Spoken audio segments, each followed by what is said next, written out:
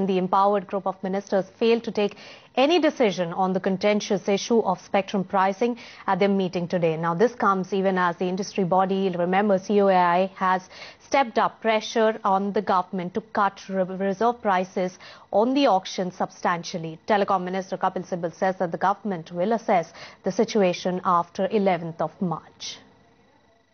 The EGoM met this afternoon, and we decided that after the auction is conducted on the 11th of March, we will then assess the situation and then go back to the Supreme Court and inform them as to what steps we will take to conduct the auction in accordance with the orders of the court.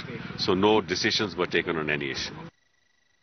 Meanwhile, the industry body also reiterated its stand today. Speaking to ET Now, Rajan Mathews, the DG at COAI, says that the government must put out all spectrum for auction, come up with a reasonable price, and then hold auctions next time. The matter is quite complicated now as a result of the various issues. Clearly, the Supreme Court has mandated that all of the unsold or the cancelled spectrum has to be put up for sale quickly. So the question is, how quick is quick? And obviously the whole issue is going to function around pricing.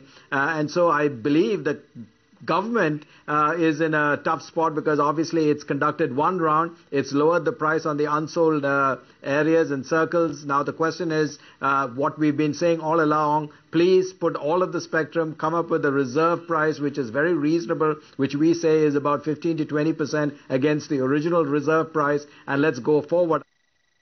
All right, on that particular development, my colleague ET Now's Gauri Dwivedi has been tracking all those developments very, very closely and joins us on the phone line from New Delhi. Gauri, good to have you on the show. Now, EGoM has deferred its decision on pricing front.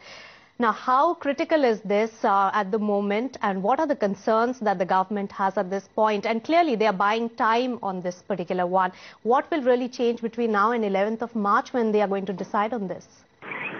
Well, Nisha, yes, this is really the most critical, the most crucial of the all decisions that the ministerial panel has to really take. Well, on the 11th of March, what can possibly change is this is Sistema's intent to actually participate in those 10 circles. And if, however, Sistema decides to not buy spectrum in all 10 circles, then you're looking at even more amount of unsold spectrum, not just in the GSM, but also in the CDMA band. So that is probably the only alternative and the only possibility that the EGoM is really, buying time for. As you rightly pointed out, this is the most important issue, and the industry has been talking about a massive reduction in pricing.